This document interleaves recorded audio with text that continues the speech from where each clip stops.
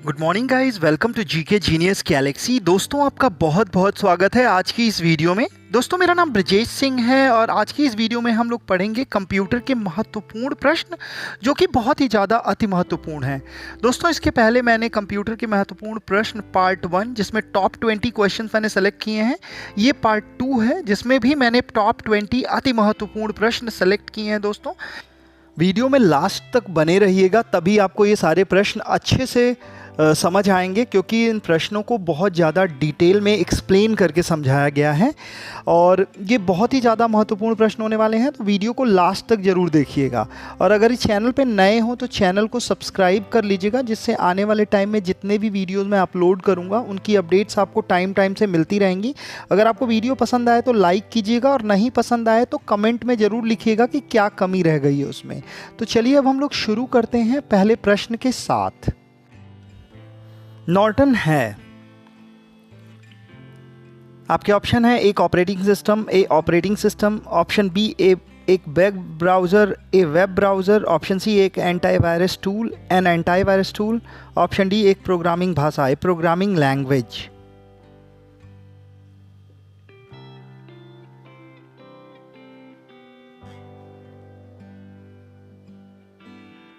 सही जवाब एक antivirus tool, an antivirus tool.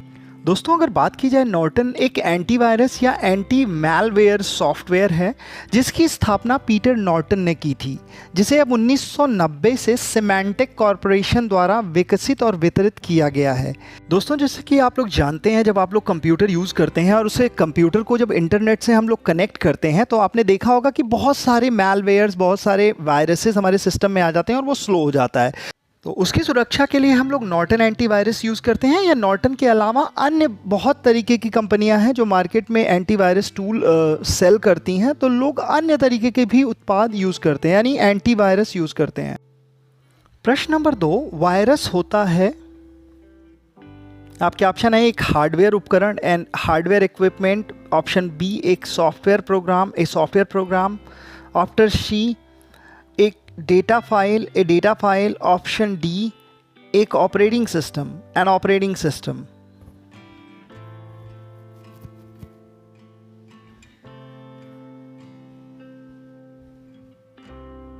सही जवाब ऑप्शन बी एक सॉफ्टवेयर प्रोग्राम। दोस्तों, अगर बात की जाए कंप्यूटर वायरस की, ये वायरस एक बहुत ही ख़राब प्रकार का सॉफ्टवेयर प्रोग्राम होता है। ये अच्छा नहीं होता है, जो हमारे कंप्यूटर को नुकसान पहुंचा सकता है। वायरस हमारे कंप्यूटर के फाइल सिस्टम को नुकसान पहुंचा सकता है, ये हमारे डेटा को चुरा सकता है, ये हमारे सिस्टम पर नियंत्रण भी कर सकता है। ये हमारे सिस्टम की कार्य क्षमता को ख़राब कर सकता है, साथ ही साथ ये कंप्यूटर को पूरी तरह से काम करने से रोक सकता है। प्रश्न नंबर 3, हार्ड डिस्क होता है, आपके ऑप्शन है ए एक चुंबकीय भंडारण युक्ति, ऑप्शन बी एक ऑप्टिकल भंडारण युक्ति, ऑप्शन सी एक इलेक्ट्रॉनिक भंडारण युक्ति, ऑप्शन डी एक यांत्रिक भंडारण युक्ति।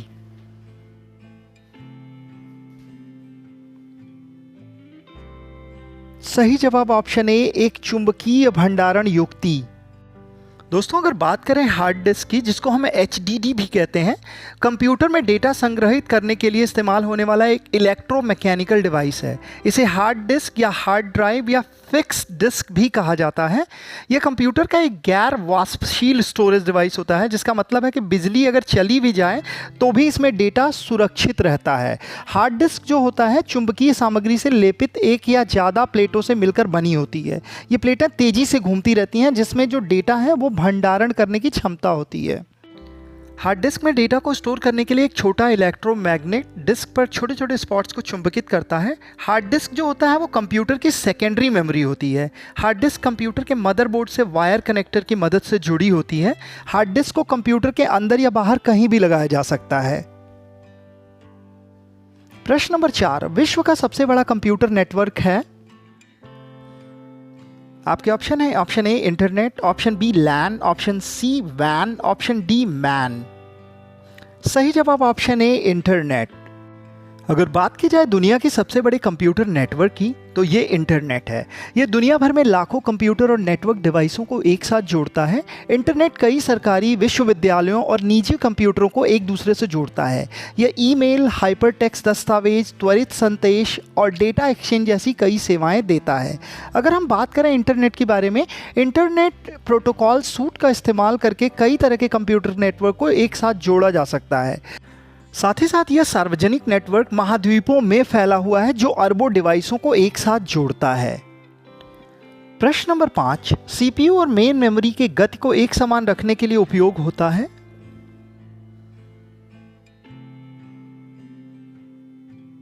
आपके ऑप्शन है A cache memory, option B RAM, option C ROM का, ऑप्शन डी हार्ड डिस्क का। सही जवाब ऑप्शन ए कैश मेमोरी का। दोस्तों अगर बात की जाए कैश मेमोरी सीपीयू और मेन मेमोरी की गति को एक समान रखने के लिए इसका उपयोग किया जाता है। कैश मेमोरी जो है वो सीपीयू और मेन मेमोरी के बीच बफर के रूप में काम करती है और ये उन डेटा और निर्देशों को स्टोर करती है जिसका सीपीयू अक्सर इस्तेमाल करता है। इससे सीपीयू को डेटा को तेज़ी से एक्सेस करने में मदद मिलती है। कैश मेमोरी कंप्यूटर की प्रोसेसिंग गति को बढ़ाती है। अगर बात की जाए कैश मेमोरी के बारे में, यह एक चिप आधारित कंप्यूटर कंपोनेंट है। यह एक टेम्परेरी स्टोरेज लोकेशन के रूप में कार्य करती है। यह सीपीयू की गति के साथ सिंक्रोनाइज होती है। कैश मेमोरी जो है वो अस्थिर होती है, यानी बिजली बंद होने पर इसकी सामग्री, इसमें डेटा लॉस हो जाता है, यानी इसमें जो भी स्टोर होता है वो खो जाता है। कैश मेमोरी सीपीयू के अंदर ही होती है। प्रश्न नंबर 6, लैन का पूर्ण रूप यानी फुल फॉर्म क्या है। आपके ऑप्शन है local area network, option B wide area network, option C metropolitan area network, option D none of the above.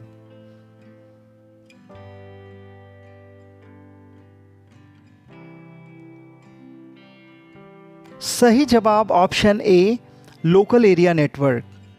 दोस्तों बात की जाए लैन का फुल फॉर्म है लोकल एरिया नेटवर्क। यह एक ऐसा नेटवर्क है जिसमें एक छोटे भौगोलिक क्षेत्र में मौजूद कंप्यूटर और डिवाइस एक साथ जुड़े होते हैं।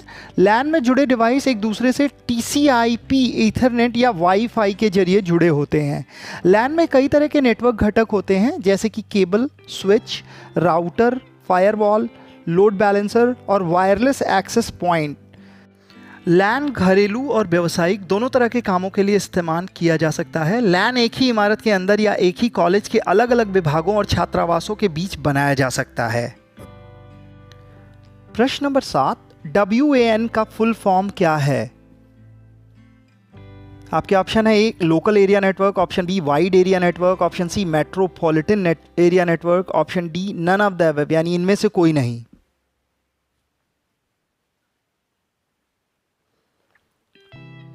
सही जवाब option B wide area network. दोस्तों वैन का फुल फॉर्म है वाइड एरिया नेटवर्क। यह एक ऐसी तकनीक है जो बड़े भौगोलिक क्षेत्रों में फैले कई स्थानों को आपस में जोड़ती है। वैन का इस्तेमाल बड़े कारोबार, शिक्षा और सरकारी संस्थाएं करती हैं। वैन कंप्यूटर नेटवर्किंग का एक तरीका है।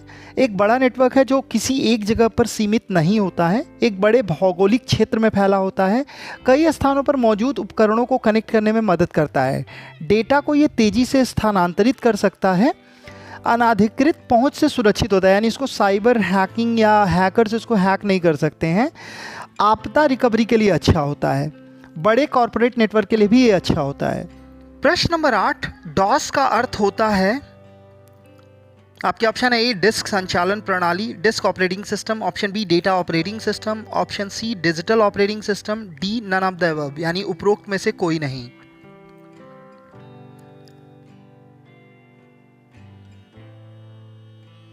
सही जवाब ऑप्शन ए डिस्क संचालन प्रणाली यानी डिस्क ऑपरेटिंग सिस्टम।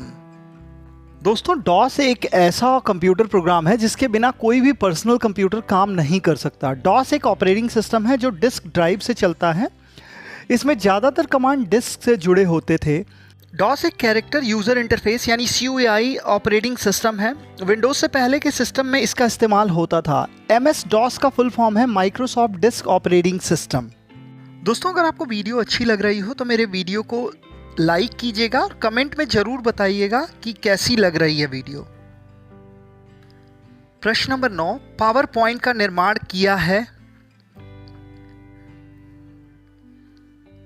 आपके ऑप्शन है ए माइक्रोसॉफ्ट कंपनी ने, ऑप्शन बी एप्पल ने, ऑप्शन सी गूगल ने, D none of the above यानी उपरोक्त में से किसी ने भी नहीं।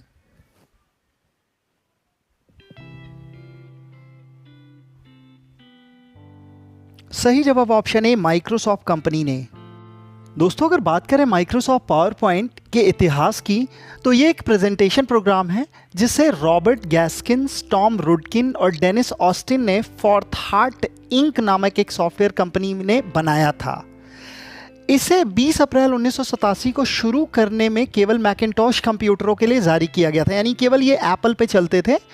माइक्रोसॉफ्ट ने पावर पॉइंट को इसके आने के 3 महीने बाद ही लगभग $14 मिलियन में खरीद लिया। उसके बाद ये कंपनी माइक्रोसॉफ्ट, ये प्रेजेंटेशन जो माइक्रोसॉफ्ट पावर पॉइंट है ये माइक्रोसॉफ्ट कंपनी का ही हो गया। प्रश्न नंबर 10, कोबोल भाषा का उपयोग होता है। आपके ऑप्शन है वैज्ञानिक कार्य में यानी साइंटिफिक वर्क, ऑप्शन बी व्यवसायिक कार्य में business work, option C engineering कार्यों में engineering works, option D graphics कार्यों में यानी ग्राफिक्स वर्क। सही जवाब ऑप्शन बी व्यवसायिक कार्यों में यानी बिजनेस वर्क में इसका प्रयोग होता है। दोस्तों अगर बात करें कोबोल का इस्तेमाल मुख्य रूप से कंपनियों और सरकारों के लिए व्यापार, वित्त और प्रशासनिक प्रणालियों में किया जाता है। इसका इस्तेमाल इन क्षेत्रों में किया जाता है बड़े पैमाने पर बैच और लेन देन प्रसंस्करण, सैन्य अनुप्रयोग, बीमा अनुप्रयोग, बैंक अनुप्रयोग, रक्षा क्षेत्र में इस भाषा का प्रयोग किया जाता है। कोबोल का फुल फॉर्म है common business oriented language. Greyish मरे हापर ने इसकी रचना की थी। उन्हें इतिहास का पहला हैकर कहा जाता है। यह भाषा आधुनिक तकनीकों के साथ आसानी से एकीकृत होती है। यह एज्योर और AWS जैसे क्लाउड वातावरणों में भी काम करती है। प्रश्न नंबर 11, जॉयस्टिक का प्रयोग होता है। आपके ऑप्शन है गेम खेलने में, ऑप्शन बी वर्ड प्रोसेसिंग में, ऑप्शन सी स्प्रेडशीट में, ऑप्शन डी प्रेजेंटेशन में। सही जवाब ऑप्शन ए गेम खेलने में। दोस्तों अगर बात की जाए जॉयस्टिक की, जॉयस्टिक एक बहुत ही अच्छा उपकरण है जिसके माध्यम से हम लोग गेम खेलते हैं। जॉयस्टिक का इस्तेमाल गेम में पात्रों या वाहनों को नियंत्रित करने के लिए किया जाता है। इसे गेम में नेविगेशन करना यानी किसी भी चीज़ को मोड़ना, कोई गाड़ी चला रहे हैं तो उसको मोड़ना, हथियारों का निशाना बनाना और वस्तुओं से बातचीत करना आसान हो जाता है। हालांकि जॉयस्टिक का उपयोग आजकल आधुनिक विज्ञान में मशीनों को नियंत्रित करने के लिए जॉयस्टिक का इस्तेमाल क्रेन, ट्रक, पानी के नीचे चलने वाले मानव रहित व्हील चेयर, निगरानी कैमरे और लॉन मोवर जैसी मशीनों को नियंत्रित करने के लिए भी किया जाता है। मोबाइल फ़ोन में इनपुट डिवाइस के रूप में छोटी उंगली से संचालित जॉयस्टिक का इस्तेमाल मोबाइल फ़ोन जैसे इलेक्ट्रॉनिक उपकरणों में इनपुट डिवाइस के रूप में भी किया जाता है। प्रश्न नंबर 12, ALU का पूर्ण रूप क्या है। आपके ऑप्शन है arithmetic logical unit, option B arithmetic logic unit, option C arithmetic and logical unit, option D all of the above यानी जितने भी हैं वो सब सही हैं। सही जवाब option B arithmetic logic unit. दोस्तों आप देख सकते हैं arithmetic logical unit option A या लॉजिक यूनिट दोनों में बहुत ही कम अंतर है, तो कंफ्यूज मत होइएगा। इसका हमेशा ही सही जवाब होगा अर्थमेटिक लॉजिक यूनिट। दोस्तों अर्थमेटिक लॉजिक यूनिट जिसका हिंदी में मतलब है अंकगणित तर्क इकाई यह कंप्यूटर विज्ञान का हिस्सा है। ALU जो है कंप्यूटर की सेंट्रल प्रोसेसिंग यूनिट जिसको कंप्यूटर का मस्तिष्क कहते हैं, CPU का एक अहम हिस्सा होता है। ALU जो है वो 6 तरह के ऑपरेशन करता है जैसे जोड़, घटाना, गुणा, भाग, Boolean operation like AND, OR और नॉट, ये जो होते हैं लॉजिकल गेट होते हैं, और तुलना, कम से कम, बराबर, ज़्यादा से ज़्यादा। प्रश्न number 13, mouse, keyboard, joystick, light pen हैं। आपके ऑप्शन है A input device, option B output device, option C storage device, option D none of the above.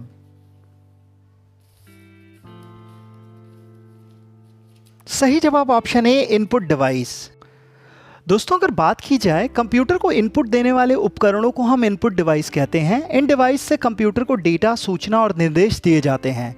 जैसे कंप्यूटर मशीनी भाषा या बाइनरी लैंग्वेज को समझता है, आपको भी पता है, जबकि यूज़र मानवीय भाषा में डेटा देता है। जैसे हम लोग कोई भी डेटा कंप्यूटर को कीबोर्ड के माध्यम से टाइप करते हैं, मानवीय भाषा के डेटा को कंप्यूटर को समझने योग्य भाषा में बदलते हैं। कीबोर्ड जो है कंप्यूटर में डेटा डालने और निर्देश देने के लिए हम लोग कीबोर्ड से टाइप करते हैं। ये सबसे आम इनपुट डिवाइसों में से एक है। माउस, माउस से कंप्यूटर को इनपुट मिलता है, इसे कंप्यूटर को भेजा जाता है। कंप्यूटर पर कर्सर की मूवमेंट यूज़र को नतीजा दिखाती है।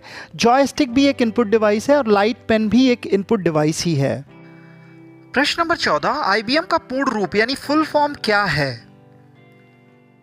आपके ऑप्शन है international business machine, option B Indian business machine, option C innovative business machine, D none of the above, यानी उपरोक्त में से कोई नहीं।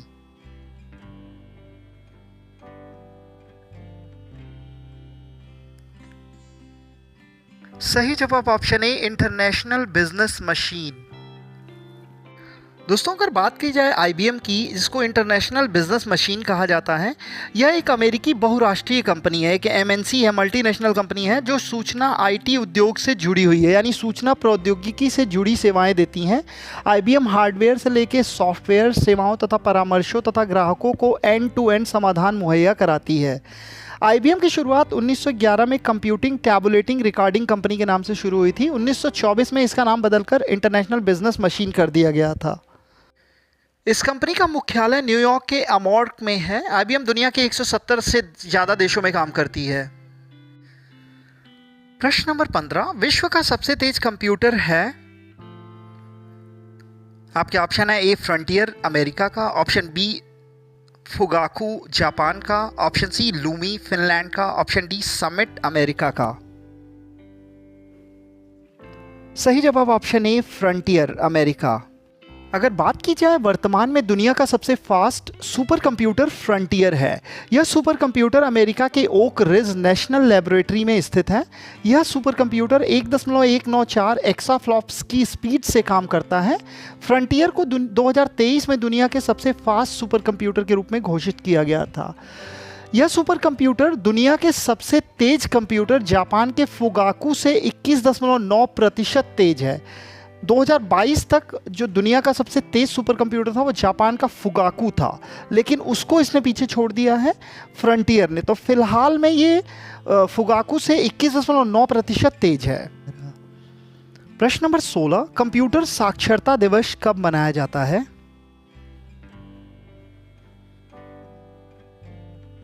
आपके ऑप्शन है 1 दिसंबर को, ऑप्शन बी 2 दिसंबर को, ऑप्शन सी 3 दिसंबर को, ऑप्शन डी 4 दिसंबर को। सही जवाब ऑप्शन बी 2 दिसंबर को। कंप्यूटर साक्षरता दिवस हर साल 2 दिसंबर को मनाया जाता है और ये विश्व कंप्यूटर साक्षरता दिवस होता है। पूरा विश्व इसको मनाता है। इसकी शुरुआत साल 2001 में हुई थी। इस दिन को मनाने का मकसद लोगों को कंप्यूटर और सूचना प्रौद्योगिकी के बारे में जागरूक करना और उन्हें इनकी मूल बातें सिखाना है। प्रश्न नंबर 17, याहू, गूगल एवं एमएसएन हैं। आपके ऑप्शन है A operating system, option B web browser, option C internet search engine, option D programming भाषा।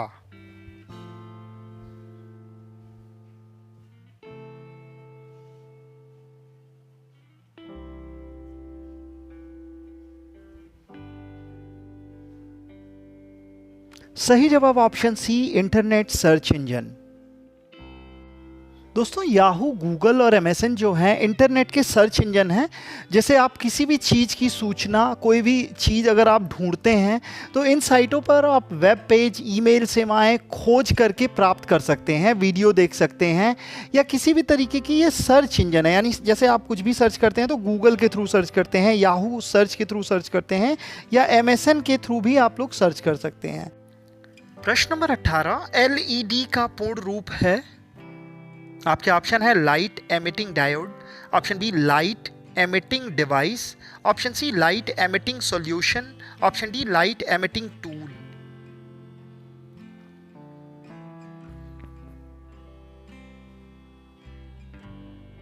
सही जवाब option A light emitting diode. दोस्तों अगर बात की जाए एलईडी की, यह एक अर्धचालक प्रकाश स्रोत है जो बिजली की मदद से प्रकाश उत्पन्न करता है। एलईडी लाइट्स की लोकप्रियता का मुख्य कारण उनकी ऊर्जा कुशल प्रकृति है। इनका इस्तेमाल घड़ियों, टेलीविज़न, कैलकुलेटर, रेडियो जैसे कई इलेक्ट्रॉनिक गैजेट में किया जाता है। एलईडी लाइट्स जो हैं पारंपरिक फ्लोरोसेंट लाइट स्रोतों की तुलना में 80% ज़्यादा ऊर्जा बचाती हैं, इसलिए बहुत ज़्यादा पॉपुलर हैं। प्रश्न नंबर 19, कंप्यूटर के लिए सारा थिंकिंग कौन करता है? आपके ऑप्शन है ए सीपीयू, बी रैम, सी रोम, डी जीपीयू। सही जवाब ऑप्शन ए सीपीयू। दोस्तों कंप्यूटर की सेंट्रल प्रोसेसिंग यूनिट, जिसको हम सीपीयू कहते हैं, यानी केंद्रीय प्रोसेसर, कंप्यूटर का सबसे अहम हिस्सा होता है। यह कंप्यूटर के दिमाग की तरह काम करता है और कंप्यूटर के सभी कार्यों को नियंत्रित करता है, यानी जितनी भी थिंकिंग कंप्यूटर करता है वो सीपीयू में ही होती है। सीपीयू कंप्यूटर के मदरबोर्ड पर मौजूद एक छोटी सी चिप ही होती है। यह कंप्यूटर के ऑपरेटिंग सिस्टम और एप्लीकेशन को चलाने के लिए सभी जरूरी काम करती है। ये जितने भी मतलब कंप्यूटर के प्रोग्राम को निर्देश आप देते हैं वो इसको निष्पादित करती है। सीपीयू अंकगणित, तर्क, नियंत्रण और इनपुट आउटपुट संचालन जैसे भी काम करती है, यानी जितना भी दिमाग मतलब जितना भी थिंकिंग का काम है वो हमारे सीपीयू में ही मतलब हमारे कंप्यूटर के सीपीयू में होता है। प्रश्न नंबर 20, ईमेल संदेशों के लिए स्टोरेज क्षेत्र यानी स्टोरेज एरिया कहलाता है। आपके ऑप्शन है A mail box, option B inbox, option C outbox, option D spam box.